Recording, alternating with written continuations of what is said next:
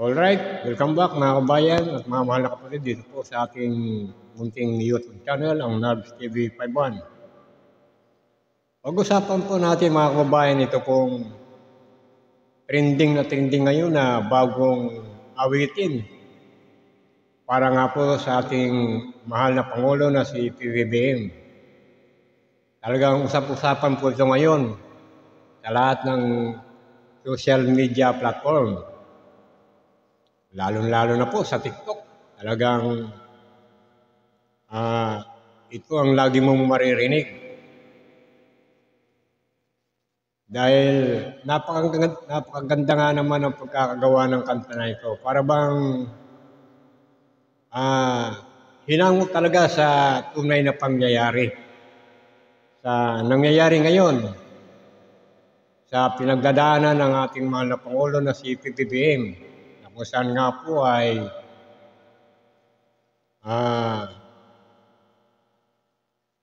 napakarami ng mga nanghuhusga sa kanya. Lalo na itong mga kumakalaban sa kanya.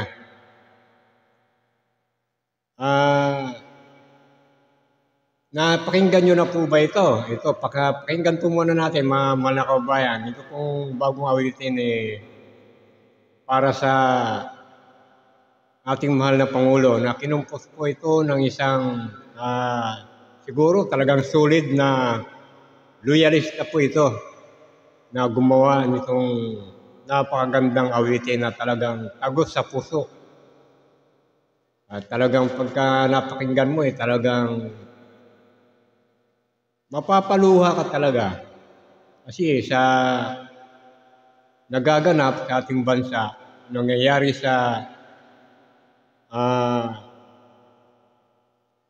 ginagawa ng mga taong ayaw kay PBBM, lahat na lang ata ng ginawa na para lamang masira at mapabagsak ang ating mahal na Pangulo na si PBBM. Ito po, pakinggan po natin yung awitin na ito na napakaganda.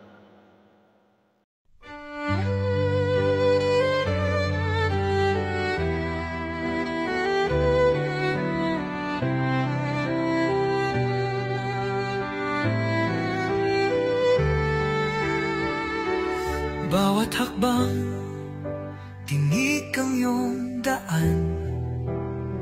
Sa sariling bayan, ika'y hinusgahan. Ika'y siniraan ng ganit sa kapangyarihan. Agilang nagnakaw ng pera ng taong bayan. Pinapasan mong lahat ng dusa. Yan nga po mga mahal na kababayan at mga kapatid. Hindi po ba napakaganda ng awitin? Talagang tugmon-tugma sa pinagdadaanan po ng ating mahal na Pangulo na si PBBM. Alam niyo po ba kung sino ang nag-compose ng awiting ito? Ang sumulat ng awiting ito, gumawa ng lyrics? Si Nyolo. Dito po pinaliwanag niya po kung bakit niya po sumulat siya ng ganitong awitin.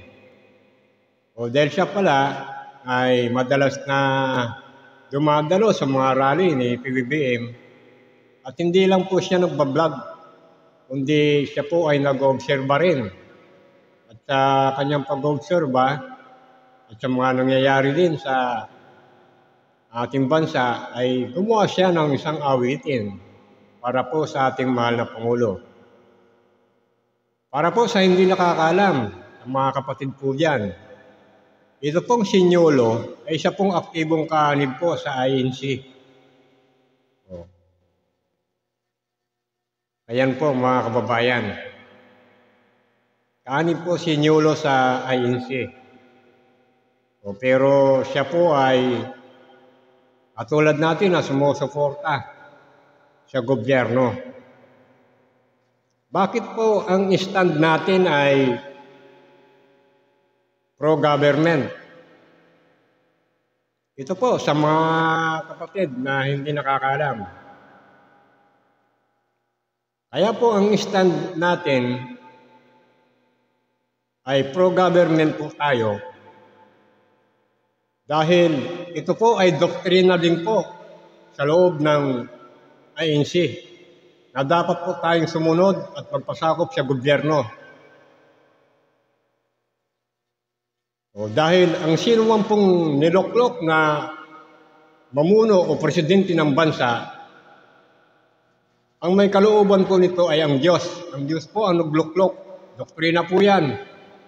At dapat po tayo sumunod. Dahil sino man po ang kumakalaban sa presidente na niloklok ng Diyos, ay ang Diyos na rin ang kinakalaban mo.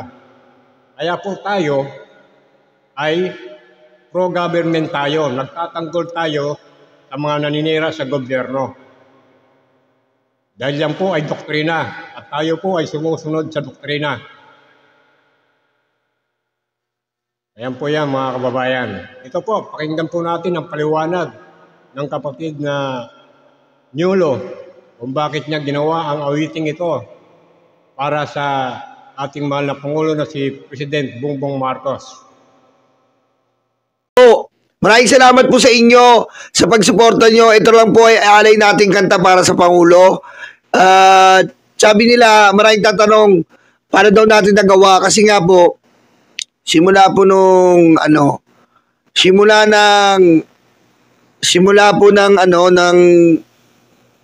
sumasama-sama ako sa mga rally.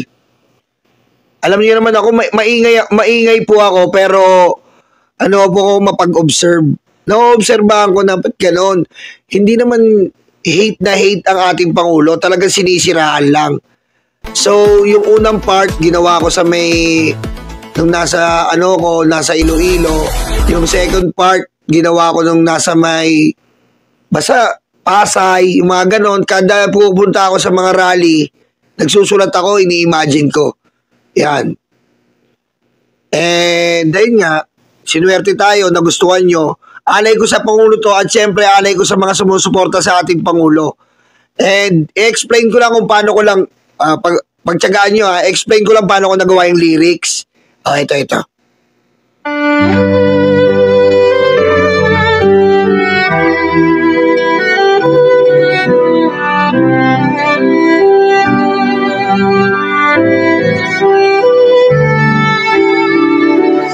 Bawat hakbang tinik ang iyong daan sa sariling bayan, ika'y hinusgahan. Alam mo, nung sinusulat ko nga pala to, gusto kong explain sa inyo, nung sinusulat ko to, miski ako, parang naiyak. Seryoso, parang naiyak po ako. Dahil, grabe rin, di ko alam paano nangyari yun eh. Grabe, di ko rin alam paano nangyari, parang naiyak din ako eh. Magaling yung nagsulat eh. Ako pala yun.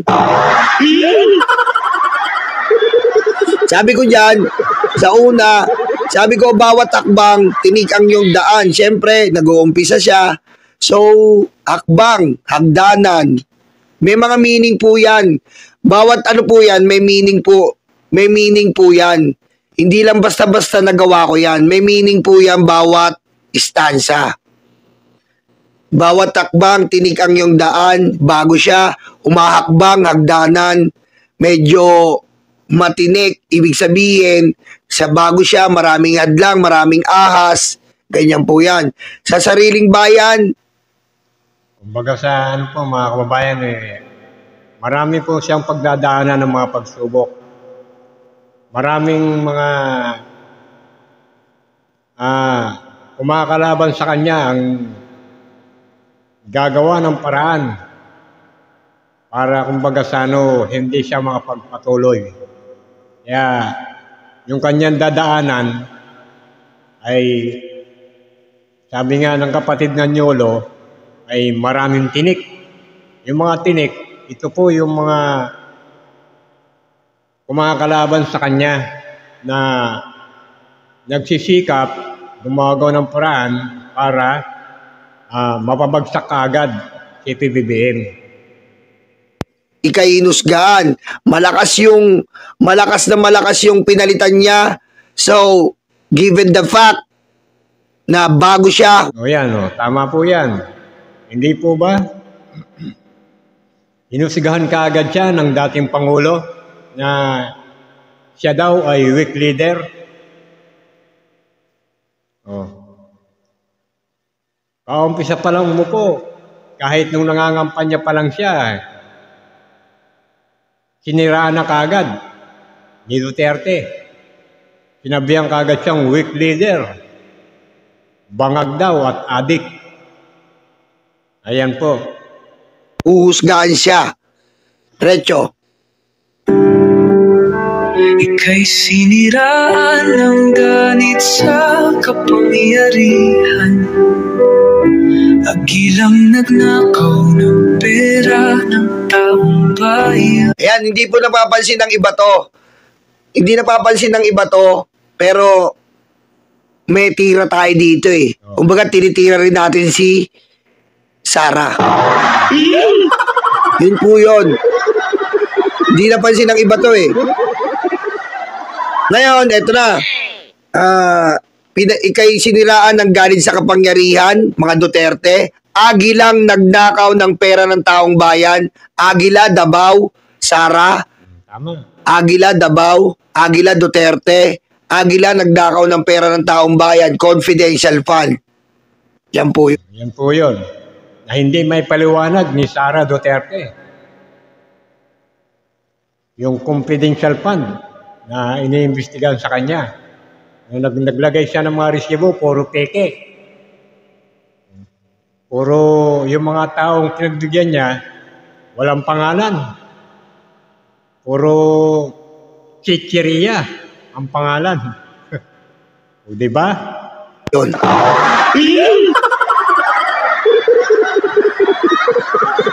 Hindi napansin nila to eh. Hindi nila napansin to. Nilagyan ko talaga to. Agila, nagnakaw ng perang taong bayan. Nilagyan ko ng agila. Kasi yun ang simbolo ng mga Duterte eh. Agilang nagnakaw ng pera ng taong bayan. Ito pong video na to, mahal na kababayan at mga kapatid, kay Nyulo po to. Credit po natin ito sa kanya. Pinapasan mo lahat ng dusa. Matatag ka, hindi gaya ng iba. Pinapasa mo lahat ng dusa mula kay Duterte, lahat ng utang, lahat ng problema, Quadcom, Pogo, West Philippine Sea. EJK, lahat ng pagdurusa ng taong bayan na kay BBM. Matatag ka, hindi gaya ng iba kasi kung ganun po yung problemang dinanas mo, malamang ayaw mo na magpresidente. Di ba? Malamang ayaw mo na magpresidente. Kumbaga sa mga kababayan, sa dami ng dumi na iniwan ni Duterte ng problema sa bayan, kung mahinang klase si PBBM, talagang maaaring susuko na siya. Umatras na siya. Kasi grabe ang iniwan talagang basura ni Duterte. O kaya buti na lang, matatag at matalino si PBBM. Kaya niyan lahat solusyonan. Binilinis niya ang mga basurang iniwan ng mga Duterte. O yan po ang ibig sabihin ng kapatid ng Nyulo. Ngunit kahit sugatan, kahit lumuluha, iniisip mo pa din kapakanan ng iba. Kahit sugatan, syempre, paninira, mga walang ya, di ba? Pero bukod doon, nakikita mo pa rin siya, iniisip niya kapakanan na mahihirap, magsasaka, empleyadong 8 hours. Yan po naisip natin yan. Bongbong, hindi ka kailanman iiwan. Yan, kinuha ko po yung bongbong. Kasi nga, pag BBM, meron na akong kantang Ikaw ang BBM eh. Yung bongbong, Parang Bongbong po kasi, ang tatay ko Bong. Ang tatay ko po pangalan Bong. Tawag sa kanya ng lola ko yon. Kinuha ko yung Bongbong kasi para pangmasa. Kinuha ko talaga yung Bongbong, hindi BBM, hindi Ferdinand. Kinuha ko talaga yung Bongbong para pangmasa. Masa siya. Applicable siya sa masa. Kasi nakita ko, father ko rin Bong yung pangalan niya sa streets kaya kinuha ko yung Bongbong. Buti nag-click. Swerte.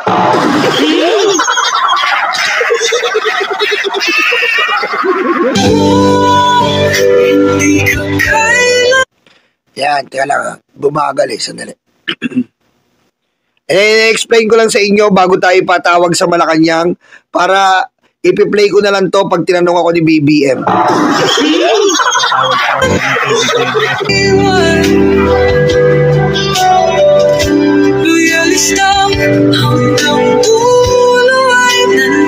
Loyalista, mga sumusuporta kay BBM. Loyalista, ibig sabihin, loyalista, ibig sabihin, kailanman, kahit anong mangyari, kahit anong pagsubok, hindi bibitaw. Loyal ka pa yan. Double meaning na yan. Loyalista, supporter ni BBM. Loyalista, hanggang dulo ay nandyan. Pwedeng tayo yon. Pwedeng yung loyalista yon na matagal na sumusuporta. Kasama mo kami sa lungkot mo at saya, pagkat Pilipinas, ikaw ang pag-asa. Kasama mo kami sa lungkot at saya. May malungkot, may masaya. At para sa akin, no other choice kundi ang present government ang pag-asa. At hindi lang yon. Nakikita ko talaga kay BBM na maganda yung ginagawa niya. Kaya pa naisulat ko, itong Pilipinas, siya naman talaga yung pag-asa Ang daming problema ng binigay ni Duterte. Utang, iniwanan tayo ng utang. Yun. Kaya na-explain ko lang Regarding music, talagang inano ko po, strings, violin, grand piano po yan. Strings, violin. Kasi pag violin po, either suspense yan o drama sa music. Kapag violin, either suspense yan o drama. So, nilagyan natin ng, thank you, love nilagyan natin ng violin. Tsaka yung grand piano po yan. Yan yung pianong parang may echo na pang classical. Yan. Grand piano yan, pre. Laot ng unos, ikaw ay nag-iisa. Iba'y nagbubunyi sa iyong pagdurusa. Yan, sa laot ng unos. Ibig sabihin po niyan, sa laot ng unos, kumbaga, sa bigat ng problema, sa bigat ng nararamdaman, sa bigat ng dinadala, yung imbis na suportahan siya, yung iba nagsasaya pa sa pagdurusa o pagkabigo ng Ayan, totoo po yan mga kababayan. Pagka may dumadating na mga problema na tuwan-tuwa pa itong mga DDS. Palakpakan sila. Pagka may dumarating ng mga problema sa bansa, tuwan-tuwa pa sila. Ang gagawin hamakin nila si PBBM. Yan ang mga DDS. Imbis na suportahan dapat siya, tulungan para masolusyonan pagka may problema dumarating sa bansa natin. Iba ang ginagawa ng mga DDS, nagpapalakpakan at tuwan-tuwa pa. Ganyan po mga kababayan. Pangulo. Na which is nangyayari ngayon, di ba? Kapag nagkakamali si BBM, tuwang-tuwa sila. Kapag may hindi nagawang hindi nagustuhan nila, natutuwa sila. Natutuwa sila pag magkakamali ang ating Pangulo. Di ba? Nagbubunyi sila Nagsasaya sila pag nagkakamali ang ating Pangulo. Ganun po kawalang yan ang kalaban natin ngayon.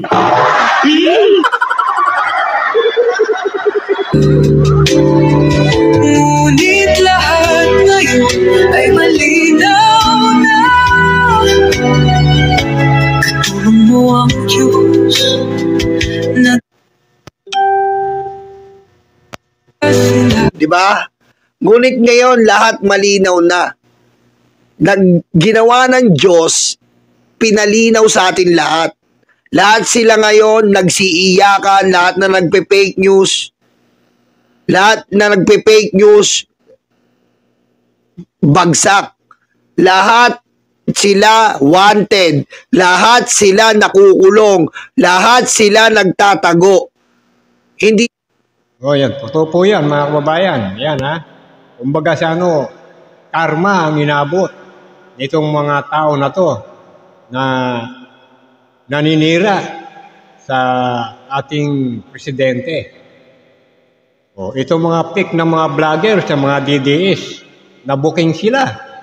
O, na sila pala ay binabayaran ng China. Pinupunduhan pala sila ng China para sirain lang ang gobyerno at pabanguhin ang pangalan naman ni Sara. O na-booking. Kumbaga sa ang Diyos na ang gumagawa ng paraan para mahayag ang mga maling ginagawa nitong mga taong gustong pabagsakin ng gobyerno. Nasaan na itong mga di ba mga wanted sila ngayon? Tinang mo si Harry Roque. Wala rin ginawa. Nagtatago. Itong mga nagrarally sa ibang bansa. Yung katulad na lang diyan sa Thailand ba yun? O na nakulong sila. Tapos ang nangyari mga kababayan?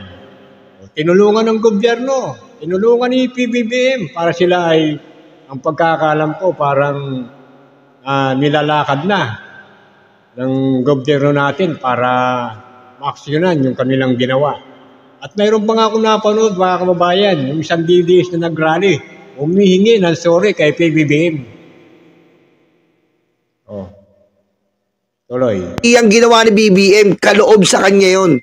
Kaloob sa kanya ng may kapal. Kasi nga, lagi niyang binabanggit yun eh. Di ba? Makadiyos silang pamilya eh. Hindi sila katulad ng mga Duterte. Walang Diyos.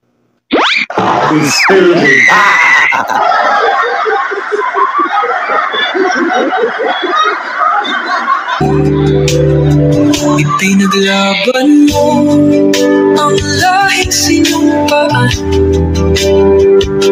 Nagkalat peking balita. Yan, di ba? Siyempre, alam niya, ipinaglaban mo ang lahing sinumpaan.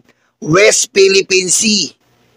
Siya lang po ang lumalaban sa West Philippine Sea. Yung ibang vlogger, yung mismong presidente nila, si Duterte, binasura ang West Philippine Sea. Ipinaglaban mo ang lupang sinumpaan. Ano ba yung lupang sinumpaan natin? Pilipinas.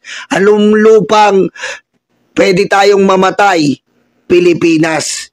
Nagkalat peking balita, fake news sa mamamayan. Nagkalat yung peking balita sa mamamayan. Sa mamayan, pinabaliktad nila ang katotohanan, pero hindi na Diba?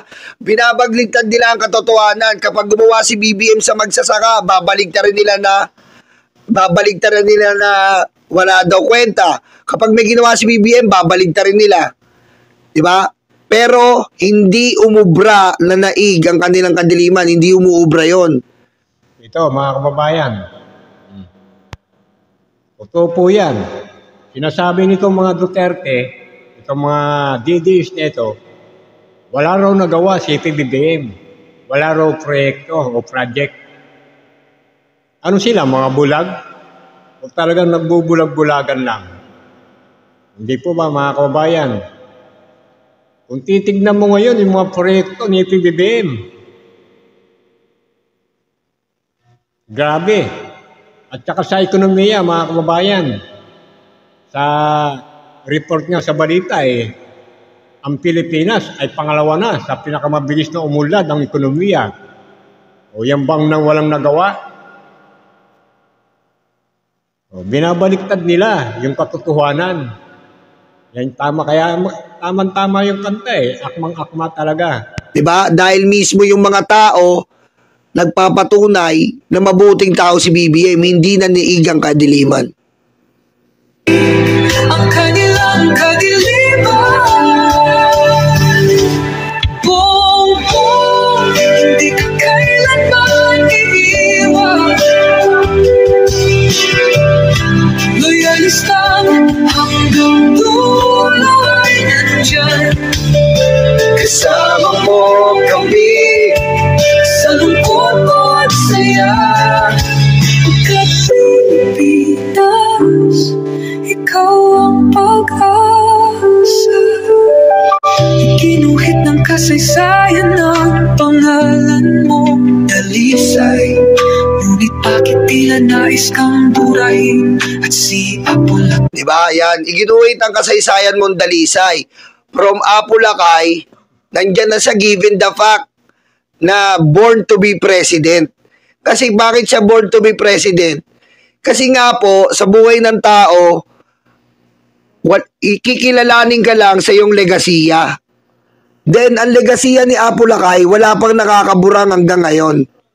Yung legasiya po ni Apulacay, wala pong nakakaburang ngayon. LRT, Heart Center, Kidney Center, CCP, 13-month, walang nakakabura nun. So, born to be president talaga. Pero, gusto nilang burain si Bongbong at si Apulacay, kaya nasulat ko dyan. Kasi si Apulacay, sabi nga nila, huhukayin nila, itatapos sa West Philippine Sea. Diba? Kaya nasulat ko, ngunit bakit tila nais nilang burain pati si Apulacay. Yun po, yun. O, ito nga, mga kababayan. Kaya dapat po dito sa mga DDS nito, mga kababayan, kung sila man po ay nagtatrabaho, dapat huwag silang tumanggap ng 13-month pay. O, kasi galit sila sa mga Marcos, hindi po ba? O, si Ferdinand Marcos ang nag-ano ng 13-month pay na yan ang nagsabatas na yan O, kaya dapat, kayong mga DDS, huwag kayong tatanggap ng 13-month pay. Total, galit naman kayo sa mga Marcos. O, di ba? Sa iyong mga mata, may luha na matiting pagdurusa. Nung araw ng kagitingan, nakita ko yung pag-iyak niya. Kaya, nasama ko yun. Sa iyong mga mata, may luha na matinding pagdurusa. Nung araw ng kagitingan, nakita ko siya yung sinasabi nilang tumutulo yung uhog, yung sipo ni BBM na parang nag-cocaine pa daw. Pero sa sobrang bigat ng dinadala niya, napaluwa na lang siya sa araw ng kagitingan. Di ba? Yun. Oy, thank you, Cartlea. George Clooney, multimedia artist ka pala. Maiiyak ako nito pag namatay ako. Gawan mo ako ng kanta at ikaw magsalita sa service. Galing mo, idol. Hello, BMB. Kas Etelin. Putik ka. Umamatay ka agad ikaw. Makukumpain ka muna. Uy, dadalawin ka muna namin. Kumpain muna. Leche naman, oh. Patay ka agad.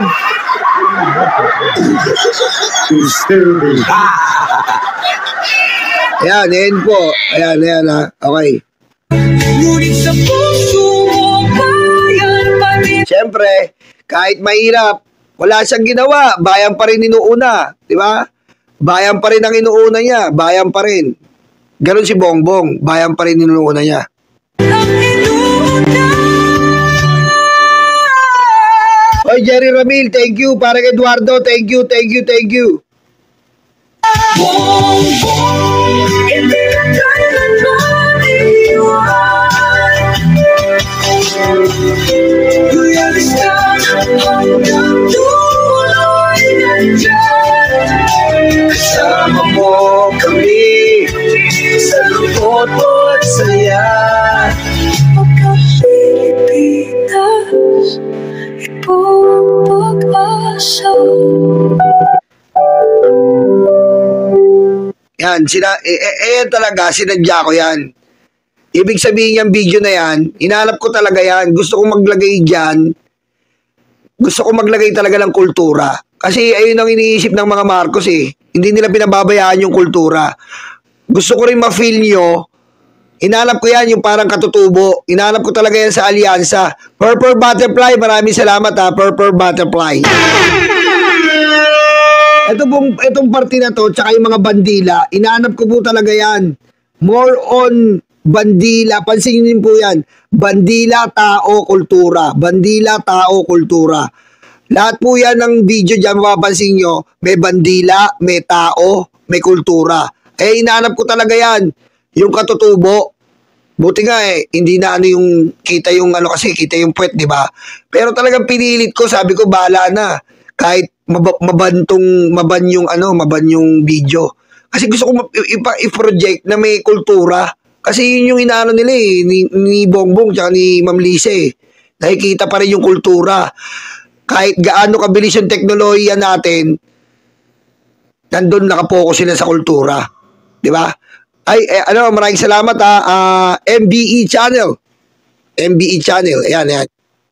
Yan nga po, mga kababayan at mga mahal na kapatid. Siya po pala ang nag-compose ng awitin na yan. Si Nyolo. Yan ang kapatid na Nyolo. Mayroon po siyang 145,000 na subscriber sa kanya pong YouTube channel. Ayan mga kababayan, mga mahal na kapatid. Supportan po natin si Nyolo sa kanya pong YouTube channel. Muli po, hanggang sa muli natin pagkikita-kita, ito po ang Nerds TV51. Kung hindi pa po kayo nakapag-subscribe, mag-subscribe po kayo at huwag kalimutan i-click ang notification bell para maging updated po kayo sa ating pong mga reaksyon. Ito lang po sa Nerds TV51.